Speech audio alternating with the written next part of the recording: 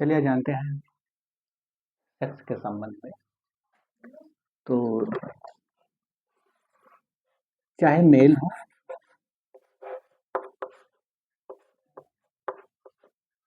और चाहे फीमेल,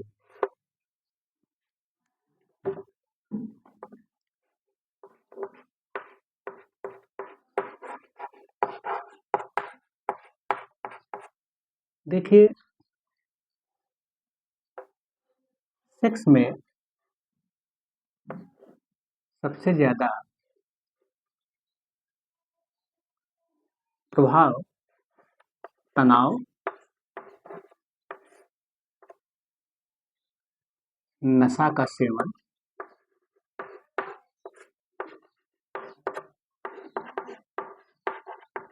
और तीसरा अनियमित दिनचर्या,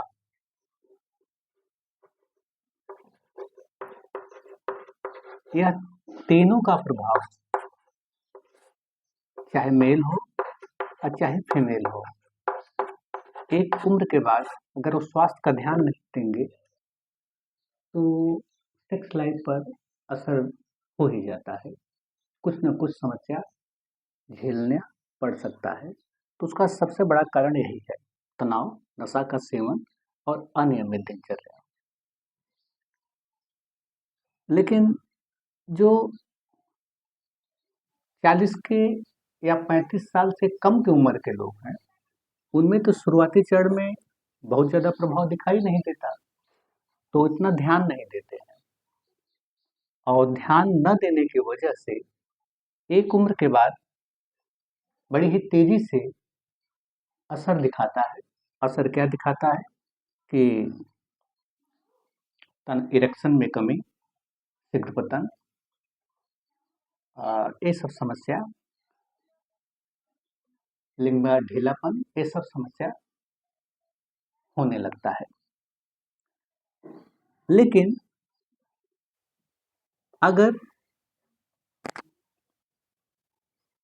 इन तीनों को, तनाव, नशा का सेवन, अनियमित दिनचर्या, इन तीनों पर ध्यान दिया जाए और कोशिश करें कि अपना एक रूटीन बने, अधिक तनाव में न रहे और नशा का सेवन न हो, तो ये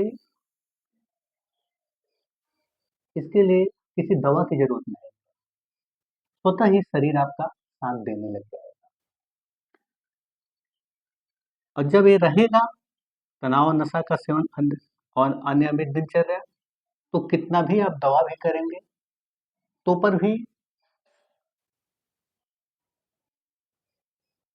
ये समस्या, सेक्स की समस्या जन्म ले लेगा। तो इसके लिए सबसे ज्यादा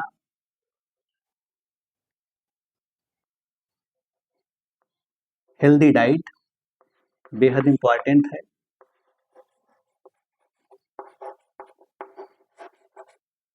और इसके साथ साथ स्वस्थ चित्त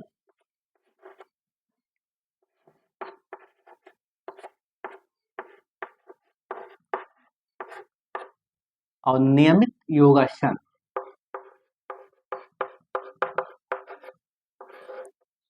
अगर इन सब चीजों पर ध्यान देंगे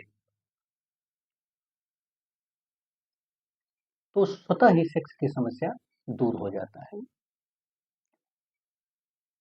और ये जरूरी नहीं है कि मेल में ही दिक्कत होता है, मेल और फीमेल दोनों के लिए, दोनों पर इनका असर होता है। और हेल्दी डाइट में आपको क्या करना है, सुबह के वक्त किसी फल का सेवन करें, चाहे सेब हो, चाहे पपीता हो, चाहे ठंडी तासीर वाला चीज। तो ठंडी तासीर वाला चीज से भोजन लेंगे तो उससे आपका सूर्य नाड़ी संतुलन में आएगा, क्योंकि तनाव से, नशा का सेवन, अनियमित दिनचर्या से सूर्य नाड़ी की गति बढ़ जाती है, नाड़ी में एक असंतुलन पैदा हो जाता है। तो इसके लिए ध्यान देना होगा कि नाड़ी में असंतुलन न पैदा हो, सूर्य नाड़ी की गति न बढ़े, इसके लिए ठंडी तासीर वाली चीज लेना चाहिए। तो ये ध्यान देना है। दूसरी चीज कि भीगा हुआ चना, मूंग या देसी बाजरा हो, इसका सेवन करिए। सलाद के साथ। और तीसरा चीज कि सत्तू का भी सेवन कर सकते हैं, दूध के साथ खजूर का सेवन कर सकते हैं, और दूध में 4-5 इलायची और धागे वाले मिश्री को उबाल कर शाम को खाना खाने के बाद सोते वक्त लेने से भी यह भी बहुत ही कारगर उपाय है। इसे भी आप कर सकते हैं। अगर इन सब चीज़ों से उतना फायदा ना होए तो अपने डॉक्टर से भी संपर्क जरूर करें। और एक चीज और है कि जब 40 का उम्र लोग क्रॉस करते हैं तो अक्सर वो सोचते हैं कि अब बहुत हो गया, अब थोड़ा सा नियम संयम और ब्रह्मचर्य का पालन करेंगे।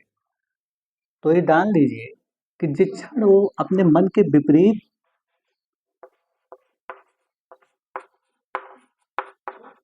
कोई भी निर्णय या फैसला लेंगे तो वह फैसला उनके लिए बाधक होगा, और यही बाधा से जीवन सिकुड़ने लगता है।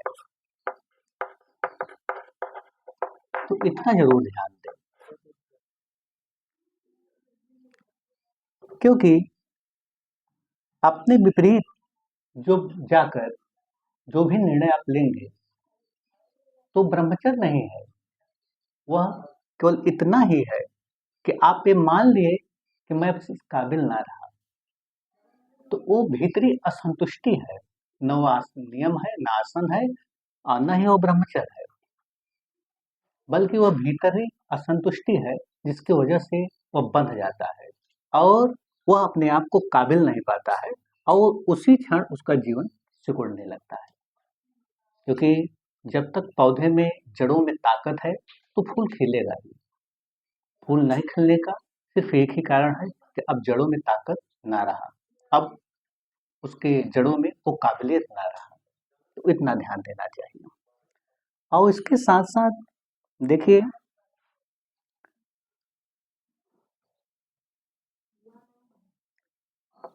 जो ये सोचते हैं कि कर्म पर ज्यादा तवज्जो देते हैं और स्वयं पर, कर्ता पर कम तवज्जो देते हैं, और कर्म आपका कुछ भी हो सकता है, बिजनेस हो सकता है, आपका नौकरी हो सकता है, आपका कोई भी पेशा हो सकता है।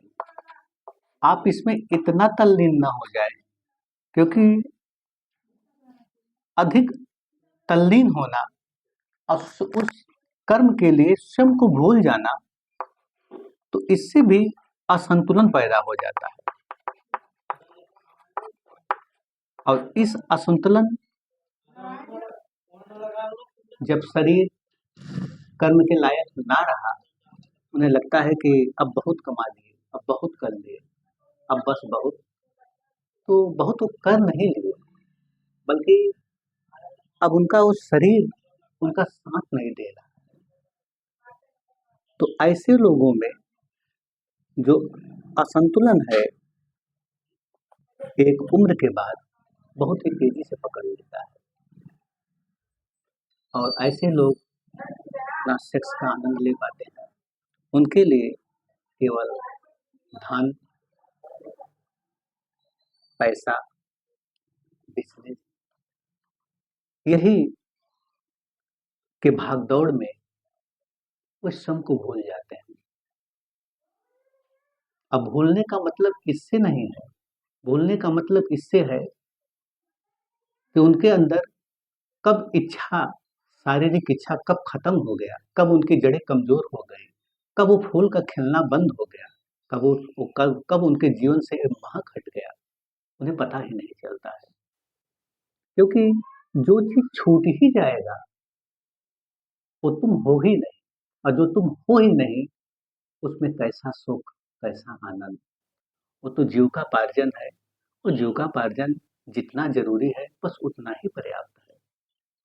बहुत ज्यादा पैदा करना इससे कोई मायने नहीं रखता है।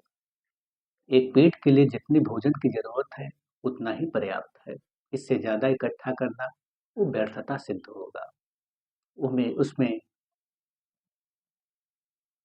ज़्यादा अपनी ही ऊर्जा को नष्ट करना है, अधिक से अधिक पैदा करने के चक्कर में। तो ये चीज़ ध्यान देना होगा। और जो ये समझते हैं कि ये सब भोग है, अब इससे उपराम होना है। एक चीज़ जान लीजिए कि भोग में उतर कर ही भोग से उपराम हुआ जा सकता है। अगर ये पहले से ही मान लिए कि भोग को दबा लिए या भोग से भागने लगे, तो यही भोग बाधा बन जाता है और हमेशा ऐसे लोगों का जीवन हमेशा रूगढ़ होता है, उनका चित्त हमेशा रूगढ़ होता है। क्योंकि ये जान लीजिए, जिस क्षण आपको बोध होगा, तो उस क्षण आपको दिखाई देगा कि रचनाकार अपनी ही रचना में मौजूद है। अस्तित्व, ये रचना जो दिखाई दे रहा है, इसके भीतर रचनाकार मौजूद ही है। यह शरीर आपका रचना है और रचनाकार इसके भीतर मौजूद है। इसलिए रचना का इस अस्तित्व में रचनाकार व रचना दो नहीं, एक ही है। और जिस क्षण यह भेद मिटा, उस क्षण परम शांति उपलब्ध ही है। इसके लिए कोई प्रयास नहीं करना पड़ता है, क्योंकि तुम वही हो जिसे तुम खोज रहे हो। तो इतना ध्यान रखना है। और इसके साथ साथ यह भी ध्यान दो